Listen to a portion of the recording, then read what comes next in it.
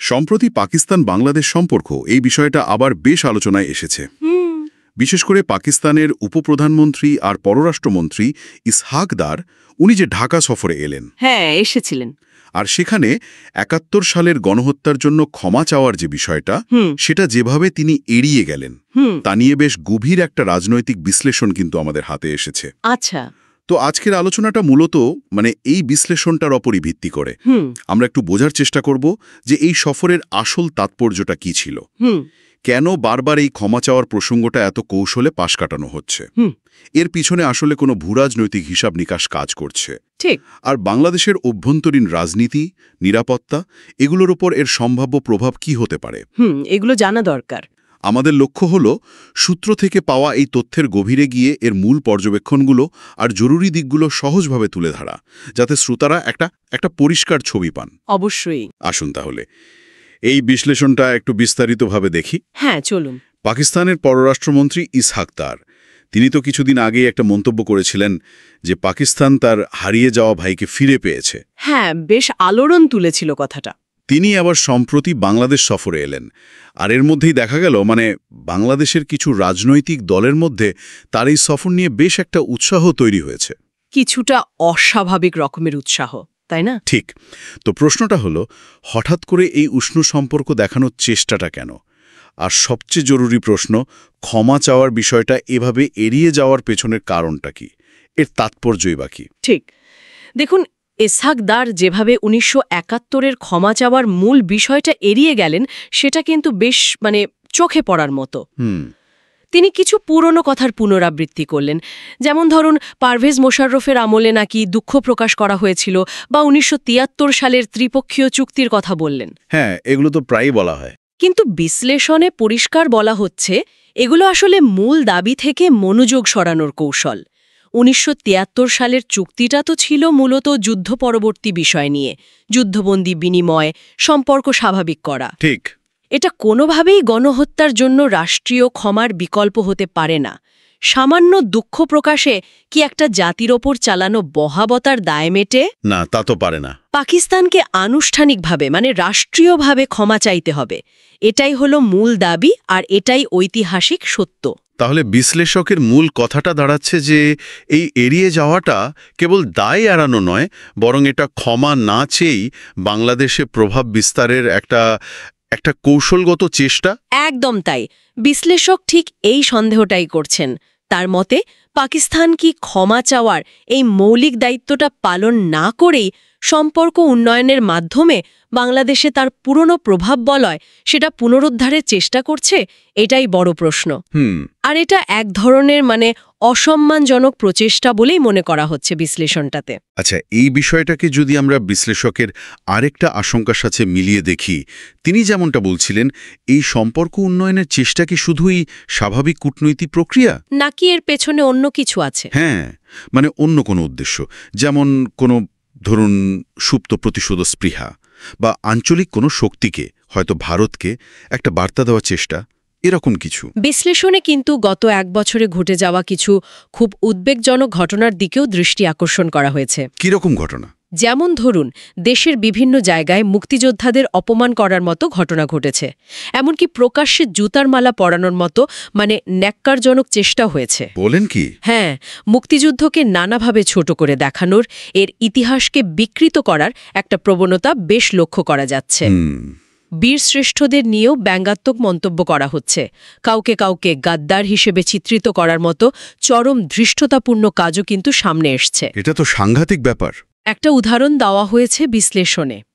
ATN নিউজের online রিপোর্টে নাকি বীরশ্রেষ্ঠ মতিউর রহমানকে পাকিস্তানের দৃষ্টিকোণ থেকে উদ্ধৃত করে গাদ্দার হিসেবে দেখানোর চেষ্টা করা হয়েছিল। বিশ্লেষকের ভাষায় পরিস্থিতিটা এমন দাঁড়িয়েছে যে বিষধর সাপগুলো ক্রমশ বেরিয়ে আসছে এবং তারা শক্তি অর্জন করছে, যেন ফিল্ড অ্যাসেসমেন্ট করছে। এটা সত্যি খুব গভীর উদ্বেগের বিষয়। এই যে বিচ্ছিন্ন ঘটনাগুলোর কথা বলছেন, এগুলো কি আসলেই বিচ্ছিন্ন, নাকি একটা বৃহত্তর ছবির অংশ? সেটাই তো প্রশ্ন।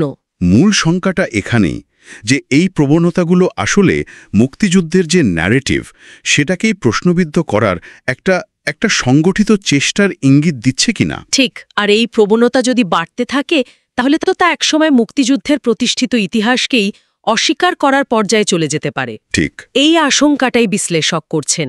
তিনি মনে করেন মুক্তিযুদ্ধের ইতিহাস এবং মুক্তিযোদ্ধাদের সম্মান এটা তো বাংলাদেশের অস্তিত্বের সাথেই জড়িত। অবশ্যই। যখন এই বিষয়গুলো নিয়ে প্রশ্ন তোলা হয় বা অপমান করা হয়, তখন বুঝতে হবে যে বিপদ সংকেত বাজছে। তাহলে প্রশ্নটা আরও জোরালো হচ্ছে, ক্ষমা চাওয়ার মতো এত গুরুত্বপূর্ণ, এত মৌলিক একটা বিষয়ের নিষ্পত্তি না করে পাকিস্তানের সাথে সরকারি পর্যায়ে এই যে উষ্ণ সম্পর্ক দেখানোর চেষ্টা, এটা কি প্রকারান্তরে এইসব মুক্তিযুদ্ধবিরোধী শক্তিকে উৎসাহিত করছে না? বিশ্লেষক মনে করেন, হ্যাঁ, সেই ঝুঁকিটা অবশ্যই আছে। তাদের কি এই বার্তা দেয়া হচ্ছে যে ইতিহাসকে পাশ কাটিয়েও এগিয়ে যাওয়া যায়? অবশ্যই। যখন রাষ্ট্রীয় পর্যায় থেকে পাকিস্তানের প্রতি এক ধরনের নমনীয়তা দেখানো হয়, তখন যারা মুক্তিযুদ্ধকে অস্বীকার করতে চায় বা ধরুন পাকিস্তানের প্রতি সহানুভূতিশীল, তারা তো স্বাভাবিকভাবে উৎসাহিত বোধ করবে। তারা ভাবতে পারে, আরে সরকারই তো সম্পর্ক ভালো করছে, তাহলে আমাদের আর ভয় কি? এই মৌলিক সমস্যাটা সমাধান না করে এই যে একটা দহরম মহরম বা কৃত্রিম সম্পর্ক উন্নয়নের চেষ্টা, এটা কিন্তু এই ধরনের মুক্তিযুদ্ধ বিরোধী মানসিকতাকে আরও উস্কে দিতে পারে। বিশ্লেষক মনে করছেন এটা একটা বিপজ্জনক সংকেত এবং জাতীয় স্বার্থের পরিপন্থী। আচ্ছা, এবার একটু ভূরাজনৈতিক প্রেক্ষাপটটা দেখা যাক। বিশ্লেষণে তো শুধু পাকিস্তান নয়, অন্যান্য আন্তর্জাতিক শক্তির প্রভাব নিয়েও কথা বলা হয়েছে, তাই না? হ্যাঁ, ঠিক। বিশ্লেষক যেমন একদিকে ভারত বা আমেরিকার মতো কোনো বাইরের শক্তির অতিরিক্ত প্রভাব বিস্তারের চেষ্টার বিষয়ে সতর্ক করেছেন, যেমন ধরুন নিরাপত্তার নামে বা অন্য কোনো চুক্তির আড়ালে মার্কিন সেনাদের অবাধ আনাগোনার সুযোগ তৈরির চেষ্টা, এই ধরনের বিষয়ের প্রতি তিনি আপত্তি জানিয়েছেন। আচ্ছা। তেমনি পাকিস্তানের সাথে সম্পর্ক উন্নয়নের এই বর্তমান ধারাকাকেও তিনি গভীর সন্দেহের চোখে দেখছেন। তার মূল কথাটা হলো, কোনো দেশেরই প্রভাব বা আধিপত্য যেন বাংলাদেশের জাতীয় স্বার্থকে ছাপিয়ে না যায়। একটা ভারসাম্য রাখা জরুরি। একদম, একটা ভারসাম্যপূর্ণ আর মর্যাদাপূর্ণ অবস্থান বজায় রাখাটা খুব জরুরি। আমেরিকা পাকিস্তান সম্পর্কের একটা সম্ভাব্য নতুন মেরুকরণের কথাও কিন্তু বিশ্লেষণে উঠে এসেছে। হ্যাঁ, সেটা বেশ ইন্টারেস্টিং। যেমন ধরুন, ডোনাল্ড ট্রাম্প প্রশাসনের সাথে পাকিস্তানের সম্পর্কটা বেশ শীতল ছিল। পরে আবার পাকিস্তানের সেনাপ্রধানের আমেরিকা বিষয়ক কিছু মন্তব্য, ইমরান খান সরকারের পতনের পেছনে আমেরিকার ভূমিকা থাকার যে জোরালো অভিযোগ, হ্যাঁ, অনেক কথাই শোনা যায়। এই সব মিলিয়ে একটা বেশ জটিল পরিস্থিতির আভাস পাওয়া যাচ্ছে। কিন্তু তো মূল প্রশ্নটা হলো, এই প্রেক্ষাপটে আমেরিকা কি পাকিস্তানের মাধ্যমে বাংলাদেশে কোনো বিশেষ রাজনৈতিক বা কৌশলগত পরিস্থিতি তৈরির চেষ্টা করতে পারে? বিশ্লেষক কেন এখানে এতটা সতর্কতা আর সন্দেহের অবকাশ দেখছেন? বিশ্লেষণটা একটা বেশ জটিল ভূ রাজনৈতিক খেলার দিকে ইঙ্গিত করছে। মানে আমেরিকা কি পাকিস্তানের বর্তমান অর্থনৈতিক ও রাজনৈতিক দুর্বলতাকে ব্যবহার করতে চাইছে? কোথায় ব্যবহার করতে চাইছে? এই অঞ্চলে, বিশেষ করে বাংলাদেশে নিজেদের প্রভাব বাড়াতে, এটা একটা প্রশ্ন। আমেরিকার বৈশ্বিক কৌশলের একটা পরিচিত প্যাটার্ন কিন্তু আছে। কিরকম? কোনো অঞ্চলে প্রথমে হয়তো পরোক্ষভাবে বা কখনো কখনো সরাসরি ইসলামী উগ্রপন্থা বা সন্ত্রাসবাদের বিস্তারের ক্ষেত্র তৈরি করা বা হতে দেওয়া। আচ্ছা। এবং পরে সেটা দমনের নাম করে সেখানে নিজেদের সামরিক বা রাজনৈতিক হস্তক্ষেপ জোরালো করা, নিজেদের কর্তৃত্ব প্রতিষ্ঠা করা। এই একই প্যাটার্ন কি বাংলাদেশেও প্রয়োগের ঝুঁকি রয়েছে বলে মনে করা হচ্ছে? বিশ্লেষক ঠিক এই ঝুঁকিটার কথাই বলছেন। বিশেষ করে যদি দেশের ভেতরে সরকার বা কোনো প্রভাবশালী গোষ্ঠীর আমেরিকার প্রতি এক ধরনের বিশেষ দুর্বলতা বা নির্ভরতা তৈরি হয়ে যায়, তাহলে এই ঝুঁকিটা বাড়ে। আর পাকিস্তানের নিজের অবস্থাটাই দেখুন না, অর্থনৈতিকভাবে প্রায় দেউলিয়া হওয়ার পথে, রাজনৈতিকভাবে সাংঘাতিক অস্থিতিশীল। ঠিক। এমন একটা দেশের সাথে বাংলাদেশের কেন এতটা মাখামাখি সম্পর্ক তৈরির আগ্রহ, যেখানে কিনা ঐতিহাসিক দায়বদ্ধতার মূল প্রশ্নটাই অমীমাংসিত? এটাই তো বড় প্রশ্ন। এই প্রশ্নটাও কিন্তু বিশ্লেষণে তোলা হয়েছে। বিশ্লেষক মনে করছেন এর পেছনে অন্য কোনো সমীকরণ থাকতে পারে, যা হয়তো বাইরে থেকে সহজে বোঝা যাচ্ছে না। এই সূত্রে একটা বিষয় খুব প্রাসঙ্গিক মনে হচ্ছে। আমরা তো জানি পাকিস্তান কেন্দ্রিক নানা উগ্রপন্থী বা মৌলবাদী সংগঠন, তারা অতীতেও বাংলাদেশে তাদের প্রভাব বিস্তারের চেষ্টা করেছে। হ্যাঁ, সেই ইতিহাস তো আছেই। এখন যদি রাষ্ট্রীয় পর্যায় থেকেই পাকিস্তানের সাথে এমন একটা অস্বাভাবিক উষ্ণ সম্পর্ক বজায় রাখা হয় যেখানে ক্ষমা চাওয়ার মতো মূল ইস্যুটাকেই গৌণ করে ফেলা হচ্ছে, তাহলে কি মনস্তাত্ত্বিকভাবে ওই উগ্রবাদী বা পাকিস্তানপন্থী ভাবাদর্শের লোকজন আরও বেশি উৎসাহিত, আরও সক্রিয় হয়ে উঠতে পারে না? অবশ্যই পারে। বিশ্লেষক একদম এই ঝুঁকিটার কথাই বারবার বলছেন। দেখুন, বাংলাদেশ তো এমনিতেই রোহিঙ্গা শরণার্থী সমস্যা নিয়ে একটা বিরাট চ্যালেঞ্জের মুখে আছে। সে তো বটেই। এর উপর যদি পাকিস্তানের গোয়েন্দা সংস্থা বা তাদের ভাবাদর্শে পুষ্ট বিভিন্ন গোষ্ঠী এখানে তাদের তৎপরতা বাড়ানোর সুযোগ পায়, তাহলে দেশের অভ্যন্তরীণ নিরাপত্তা কিন্তু মারাত্মকভাবে বিঘ্নিত হতে পারে। এখন যেটুকু তুলনামূলক স্থিতিশীল পরিবেশ রয়েছে সেটাও নষ্ট হয়ে যাওয়ার আশঙ্কা থাকে। আর একই সাথে এটা আঞ্চলিক শক্তি যে ভারসাম্য, সেখানেও নতুন জটিলতা তৈরি করবে। ঠিক। তাই বিশ্লেষকের মতে এই মুহূর্তে জাতীয় নিরাপত্তার প্রশ্নটাকেই সর্বোচ্চ গুরুত্ব দেওয়া উচিত। পাকিস্তানের সাথে সম্পর্ক উন্নয়নের আগে এই বিষয়গুলো খুব গভীরভাবে ভাবা দরকার। আচ্ছা, এবার আলোচনার মোড়টা একটু দেশের ভেতরের দিকে ঘোরানো যাক। সামনে তো নির্বাচন। হ্যাঁ, নির্বাচন আসছে। আর এই নির্বাচনকে কেন্দ্র করে একটা প্রস্তাবনার কথা বেশ শোনা যাচ্ছে যে নির্বাচনকালীন সময়ে সেনাবাহিনীকে পূর্ণ ক্ষমতা দেওয়া হতে পারে। হ্যাঁ, এটা নিয়ে বেশ আলোচনা হচ্ছে। এর মধ্যে নাকি ম্যাজিস্ট্রেসি ক্ষমতা এবং বিনা পরোয়ানায় আটকের অধিকারও অন্তর্ভুক্ত থাকতে পারে। এই বিষয়টি নিয়ে বিশ্লেষকের পর্যবেক্ষণটা কি? দেখুন, নির্বাচনে নিরাপত্তা নিশ্চিত করা যে একটা বিরাট চ্যালেঞ্জ, এটা বিশ্লেষক অবশ্যই স্বীকার করেছেন। তবে তিনি দুটো মৌলিক বিষয়ের ওপর খুব জোর দিয়েছেন। কি কি? প্রথমত, নির্বাচন পরিচালনার মূল কর্তৃত্ব এবং দায়িত্ব সংবিধান অনুযায়ী সেটা নির্বাচন কমিশনের হাতেই থাকা উচিত। অন্য কোনো সংস্থা, সেটা সরকারি হোক বা সেনাবাহিনী, তাদের হাতে নয়। এটা তো সাংবিধানিক অবস্থান। হ্যাঁ, অতীতের নানা উদাহরণ টেনে তিনি বলছেন, নির্বাচন যদি ধরুন সুগন্ধা বা গণভবন থেকে নিয়ন্ত্রিত হয়, সেটা যেমন কাম্য নয়, ঠিক তেমনি নতুন করে ক্ষমতা বা কর্তৃত্ব যদি সেনাবাহিনীর হাতে চলে যায়, সেটাও কিন্তু গণতান্ত্রিক প্রক্রিয়ার জন্য স্বাস্থ্যকর নয়। আচ্ছা। আর দ্বিতীয় বিষয়টা কি? দ্বিতীয়ত, সেনাবাহিনীকে যদি ম্যাজিস্ট্রেসি পাওয়ার দেওয়ার মতো কোনো সিদ্ধান্ত নিতেই হয়, মানে বিনা পরোয়ানায় গ্রেফতার বা সংক্ষিপ্ত বিচার করার মতো ক্ষমতা, তবে তা অবশ্যই দেশের প্রধান রাজনৈতিক দলগুলোর মধ্যে ব্যাপক আলোচনার ভিত্তিতে এবং সুস্পষ্ট ঐকমত্যের মাধ্যমে হওয়া উচিত। এটা খুব গুরুত্বপূর্ণ পয়েন্ট। হ্যাঁ, এটা কোনো একক দল বা ধরুন নির্বাচন কমিশনের একতরফা সিদ্ধান্তে চাপিয়ে দেওয়ার মতো বিষয় একদমই নয়। বিশ্লেষক খুব স্পষ্টভাবে সতর্ক করে দিচ্ছেন যে একটা সুষ্ঠু, অবাধ ও অংশগ্রহণমূলক নির্বাচনের যে আকাঙ্ক্ষা সাধারণ মানুষের মনে তৈরি হয়েছে, হ্যাঁ, সবার মধ্যেই সেই আশাটা আছে, সেটা যেন কোনো লুকানো এজেন্ডা বা কোনো তথাকথিত ফাঁদের কারণে আবারও ব্যাহত না হয়। নির্বাচন কমিশন বা সরকারের কোনো বিতর্কিত সিদ্ধান্ত যেন মানুষের সেই আকাঙ্ক্ষার মৃত্যু না ঘটায়। তাহলে পুরো আলোচনাটা যদি একটু গুছিয়ে আনি, আমরা কয়েকটা মূল বিষয় পেলাম। একদিকে পাকিস্তান বাংলাদেশ সম্পর্কের এই জটিলতা, যেখানে বাহ্যিক উষ্ণতার আড়ালে ক্ষমা চাওয়ার দাবিটা উপেক্ষিত। ঠিক। অন্যদিকে মুক্তিযুদ্ধের ইতিহাস বিকৃতি আর মুক্তিযোদ্ধাদের অসম্মান করার মতো কিছু গভীর উদ্বেগজনক প্রবণতা দেশের ভেতরেই দেখা যাচ্ছে। হ্যাঁ, এটাও খুব চিন্তার। এর সাথে আবার যুক্ত হয়েছে আমেরিকা পাকিস্তানকে ঘিরে নতুন ভূরাজনৈতিক খেলার সমীকরণ আর বাংলাদেশের ওপর তার সম্ভাব্য নিরাপত্তা ঝুঁকি।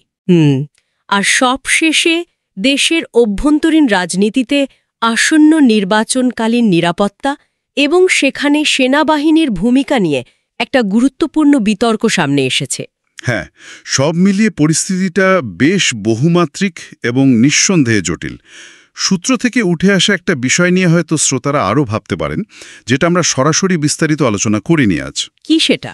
সেটা হলো, একটা দেশ তার ইতিহাসের সবচেয়ে গৌরবময় কিন্তু একই সাথে সবচেয়ে বেদনাদায়ক অধ্যায়কে, বিশেষ করে যেখানে লক্ষ লক্ষ মানুষের আত্মত্যাগ, সম্ভ্রম আর রক্ত জড়িয়ে আছে, সেই অধ্যায়কে কিভাবে সর্বোচ্চ সম্মান জানাবে।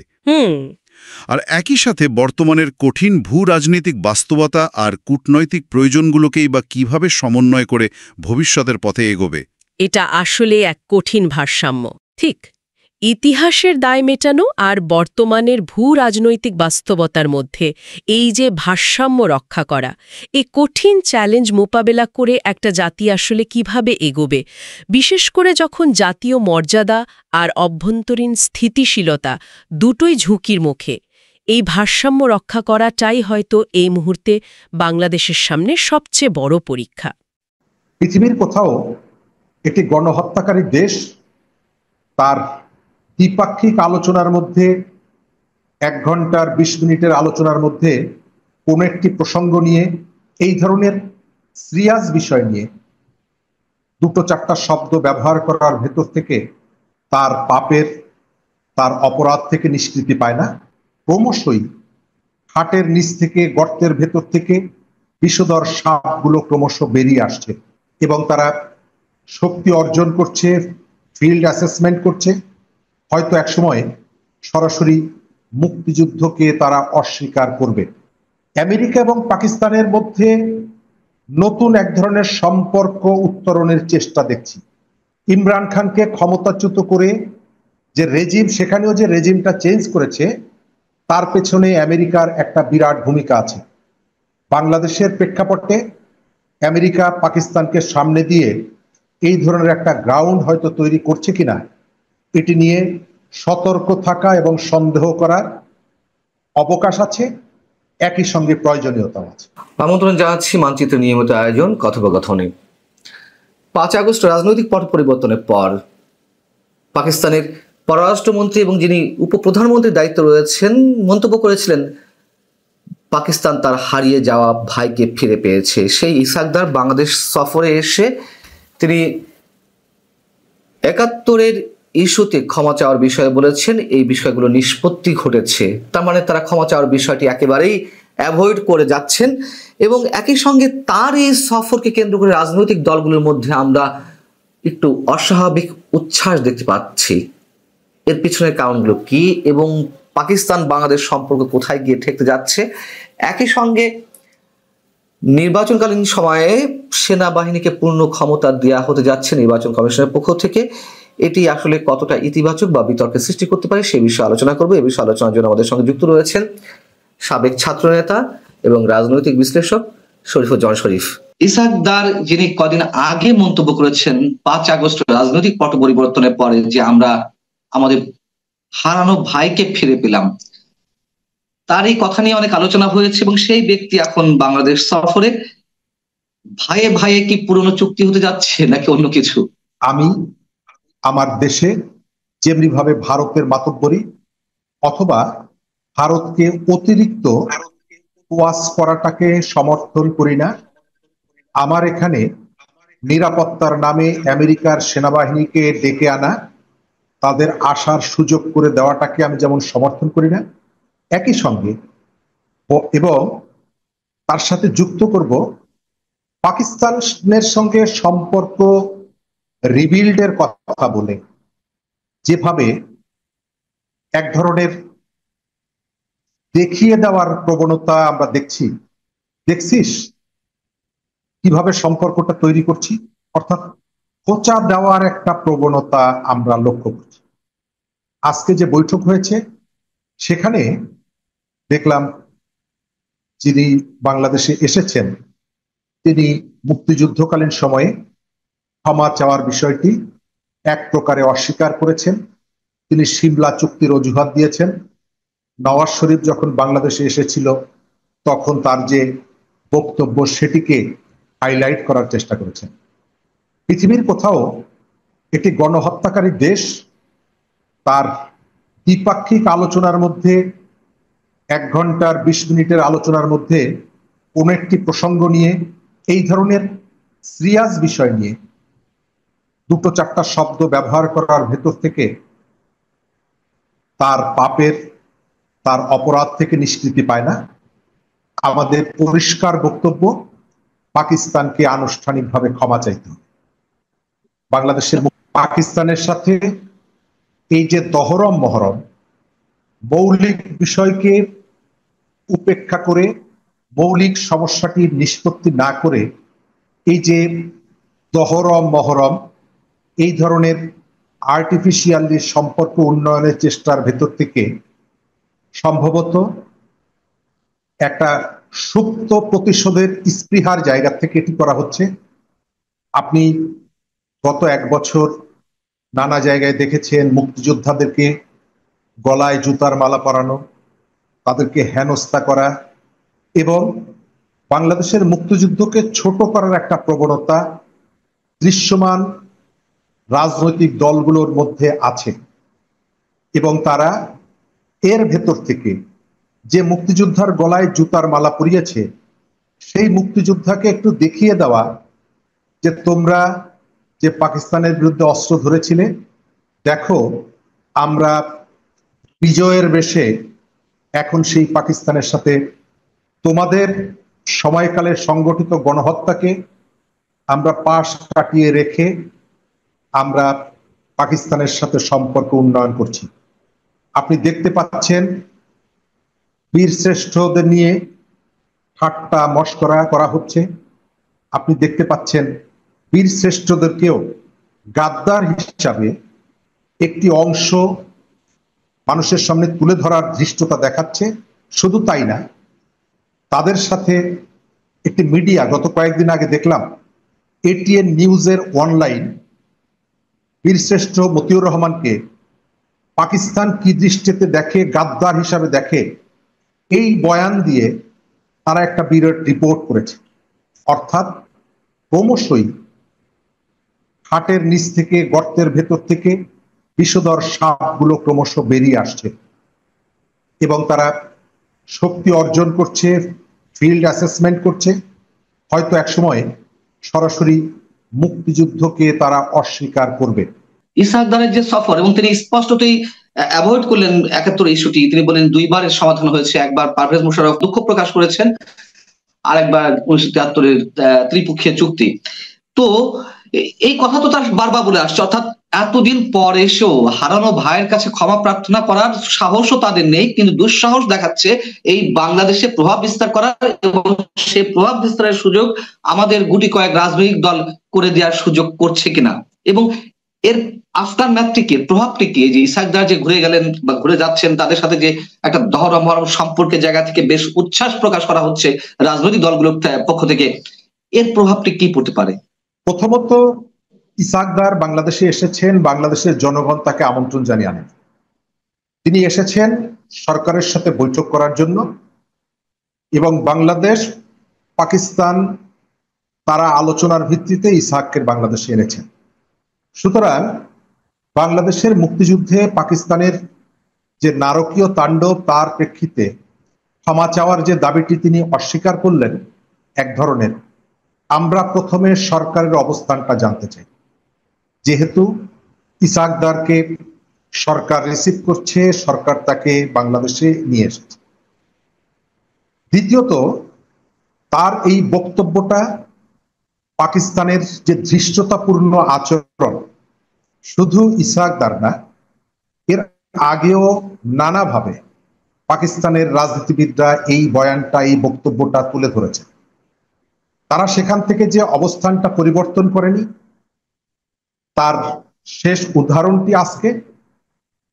একই সঙ্গে বাংলাদেশের রাজনৈতিক দলগুলোর মধ্যে একটা বিরাট অংশ তারা নানাভাবে সুযোগ পেলেই আমেরিকার সাথে বসছে, সুযোগ পেলেই পাকিস্তানের সাথে বসছে, সুযোগ পেলে অন্যান্য দলগুলোর সঙ্গে বসছে। এর পেছনে সরকারেরও সম্ভবত একটা ইন্ধন আছে। গতকালকে যে দলগুলো বৈঠক করেছেন, তাদের আলোচনার মধ্যে মিডিয়া এসেছে বাংলাদেশের আগামী নির্বাচন নিয়ে তারা পাকিস্তানের এই প্রতিনিধির সাথে কথা বলেছেন। বাংলাদেশের রাজনীতিতে আগামী নির্বাচন নিয়ে যেমনি ভাবে আমেরিকার কথা বলার অধিকার নেই, ভারতের নেই, পাকিস্তানের নেই, চীন রাশিয়ার নেই, কিন্তু আমাদের এই আত্মমর্যাদার জায়গাটা বারবার তাদের কাছে এই রাজনৈতিক দলগুলো বড় দল হিসাবে এক ধরনের দম্ভ করে জনগণের স্বার্থ, দেশের মর্যাদা বিভিন্ন সময় বিদেশিদের হাতে ছেড়ে দিয়েছেন, এক ধরনের আত্মসমর্পণ করেছেন। পাকিস্তানের এই যে দৌড়ঝাঁপ, পাকিস্তানের এই যে অতি উৎসাহিতা বাংলাদেশের ক্ষেত্রে প্রকাশ করে, এবং বাংলাদেশের সরকার, বর্তমান অন্তর্বর্তী সরকার এবং অবশ্যই রাজনৈতিক দলগুলোর মধ্যে একাধিক দল, তারা যে আগ্রহটা প্রকাশ করছে, আপনার কি মনে হয় যে পাকিস্তানের একটা প্রভাব তো এর মধ্যে পড়তে শুরু করেছে, এবং চূড়ান্ত পর্যায়ে তাদের যে লক্ষ্য বা এই দেশের মুষ্টিমেয় কয়েকটা রাজনৈতিক দল যা চাইছে মুক্তিযুদ্ধের ইতিহাসকে পাল্টে দিয়ে, খোল নলছে পাল্টে দিয়ে তাদের মতো করে তারা রাজনীতি করবে, আমি বিশ্বাস করি যে এটি সম্ভব না। কিন্তু তার আগে যে একটা চরম অস্থিরতা সৃষ্টি করা, সেটি অন্তত তারা করতে পারবে। আমাদের এখানে ক্রমশই এই ধরনের বিপদের আলামত আমরা দেখছি অনেক দিন ধরে। পাকিস্তান কেন্দ্রিক নানা রকমের উগ্রপন্থী সংগঠনগুলো বাংলাদেশের মধ্যে নানা সময় তাদের প্রভাব বিস্তার করার চেষ্টা করেছে। রাষ্ট্রের পক্ষ থেকে, সরকারের পক্ষ থেকে তাদের সঙ্গে এই ধরনের অসম সম্পর্ক উন্নয়নের চেষ্টাটা অব্যাহত থাকলে মনস্তাত্ত্বিকভাবে যারা ওই মতাদর্শকে ধারণ করে বা সেই ধরনের অ্যাক্টিভিটি করতে চায়, আচরণ করতে চায়, তারা উৎসাহিত এবং উজ্জীবিত হতে পারে। আর সেটি যদি ঘটে তাহলে বাংলাদেশ এমনিতেই রোহিঙ্গা ইস্যুটাকে কেন্দ্র করে একটা বিপজ্জনক অবস্থায় আছে। আবার নতুন করে পাকিস্তানের গোয়েন্দা সংস্থা তাদের যে এই ভাবাদর্শের জন্য একটা উর্বর জায়গা তৈরি করার সহায়ক পরিবেশ যদি আপনি মিনিমাম নিশ্চিত করে দেন, তাহলে অন্তত আমাদের এখানে এখন যতটুকু স্বস্তিদায়ক পরিবেশে আমরা বসবাস করছি এটি ব্যাহত হবে, এটি ক্ষুণ্ণ হবে। একই সঙ্গে আঞ্চলিক শক্তির ভারসাম্যর যে জায়গাগুলো আছে এটিও ক্রমশই প্রশ্নের মুখে পড়বে। এবং এটি মোটামুটি সবাই জানি, আমেরিকা সারা পৃথিবীতে তার খবরদারি প্রতিষ্ঠা করার জন্য প্রথমত ইসলামী সন্ত্রাসবাদের বিস্তারের নাম করে, বিস্তারের ক্ষেত্র তৈরি করে, আবার সেটিকে দমনের নাম করে আমেরিকা বিভিন্ন জায়গায় হস্তক্ষেপ করেছে।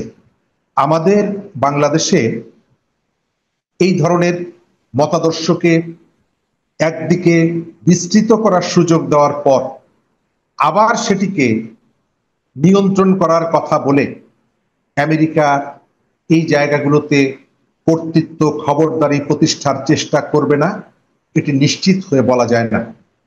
আর যখন বাংলাদেশে যারা এখন আমেরিকার প্রতি নিজ দেশের জনগণের থেকে তাদের একটা বিশেষ দুর্বলতা আছে, এটা আমরা সবাই জানি। সুতরাং আপনি আভ্যন্তরীণ এবং আন্তর্জাতিক সম্পর্ক বিল্ড আপের ক্ষেত্রে অবশ্যই নিরাপত্তার বিষয়টি সব থেকে বেশি গুরুত্ব দেওয়া উচিত, কারণ সারা পৃথিবীতে এখন এই ইস্যুটি সর্বোচ্চ আলোচনা হচ্ছে। শরীফ, আপনি যে বক্তব্য দিলেন বা কথাগুলো বলেন তার মধ্যে আমি দুটো প্রশ্ন আবার নতুন করে করতে চাই। একটি হচ্ছে যুক্তরাষ্ট্র ইসলামী কান্ট্রিগুলোতে ইসলামী জঙ্গিবাদের কায়েম করে সেটি দমনের নামে আধিপত্য বিস্তার করতে চায়। এর পাশাপাশি আরেকটি প্রশ্ন আমার, সেটি পাকিস্তানের মাধ্যমে করতে চাচ্ছে কিনা, এবং যে প্রশ্নটি নতুন করে সংযোজন করতে চায় যে পাকিস্তান যেখানে সারা বিশ্বের বুকে এখন খুবই দুর্বল অবস্থা, তার অর্থনৈতিক, সামাজিক, রাজনৈতিক পরিস্থিতি, সেই জায়গা থেকে পাকিস্তানের সঙ্গে আমাদের সম্পর্ক উন্নয়নের এতটা তাগাদা কেন? আমি দুটো প্রশ্ন একসঙ্গে করেছি। প্রথমত আমি আমার আলোচনার মধ্যে আগেও কিন্তু বলেছি, জো বাইডেনের সঙ্গে পাকিস্তানের যে সম্পর্কটা ছিল, ডোনাল্ড ট্রাম্প আসার পর সেই সম্পর্কটা নতুনভাবে বিস্তৃত হচ্ছে।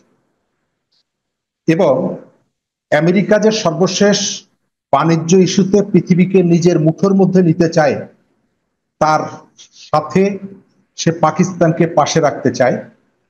পাকিস্তানকে নানাভাবে কতগুলো সুযোগ সুবিধা দিতে চায় এবং তার পাকিস্তানও সেই টোপটা গিলেছে। পাকিস্তানের সেনাপ্রধানের মুখ থেকে এসেছে জো বাইডেন ডোনাল্ড ট্রাম্পকে নোবেল পুরস্কার দেওয়ার যে আহ্বান, তার ভেতর থেকে আমরা আমেরিকা এবং পাকিস্তানের মধ্যে নতুন এক ধরনের সম্পর্ক উত্তরণের চেষ্টা দেখছি। ইমরান খানকে ক্ষমতাচ্যুত করে যে রেজিম, সেখানেও যে রেজিমটা চেঞ্জ করেছে, তার পেছনে আমেরিকার একটা বিরাট ভূমিকা আছে। বাংলাদেশের প্রেক্ষাপটে আমেরিকা পাকিস্তানকে সামনে দিয়ে এই ধরনের একটা গ্রাউন্ড হয়তো তৈরি করছে কিনা, এটি নিয়ে সতর্ক থাকা এবং সন্দেহ করার অবকাশ আছে, একই সঙ্গে প্রয়োজনীয়তাও আছে। আমার শেষ প্রশ্ন যেটি করতে চেয়েছিলাম, সেনাবাহিনী ইস্যুতে নির্বাচনকে কেন্দ্র করে সেনাবাহিনীকে পূর্ণ ক্ষমতা দেওয়া হচ্ছে নির্বাচনকালীন সময়ের জন্য, এবং তাদের ম্যাজিস্ট্রেসি ক্ষমতা অবশ্য থাকবে। কাউকে আটকের ক্ষেত্রে কোনো ধরনের কোনো পূর্বানুমতি কারো কাছ থেকে নিতে হবে না। এই বিষয়টি আবারও ফিরে আসছে, নতুন যে আইন তৈরি করা হচ্ছে, এটিকে আপনি কোন দৃষ্টিতে দেখছেন?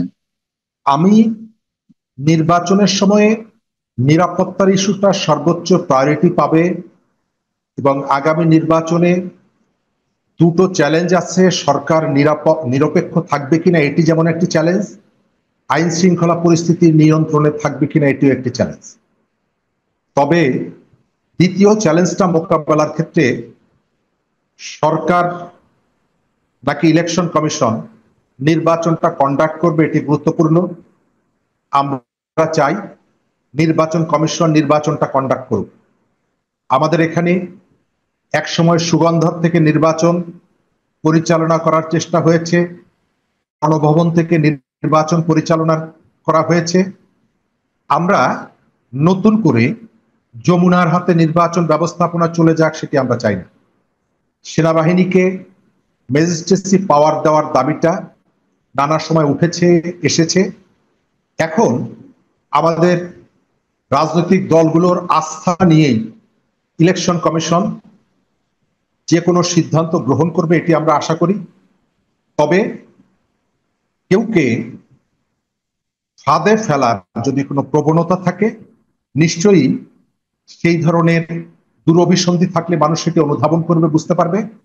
এবং আমাদের এখানে একটা fair election, credible election, level playing ফিল্ডে অংশগ্রহণমূলক নির্বাচনের যে আকাঙ্ক্ষা, সরকার অথবা ইলেকশন কমিশনের কোনো সিদ্ধান্তের কারণে সেই আকাঙ্ক্ষা যেন নষ্ট না হয়ে যায়, আবার যেন মৃত্যুর মুখে পতিত না হয়।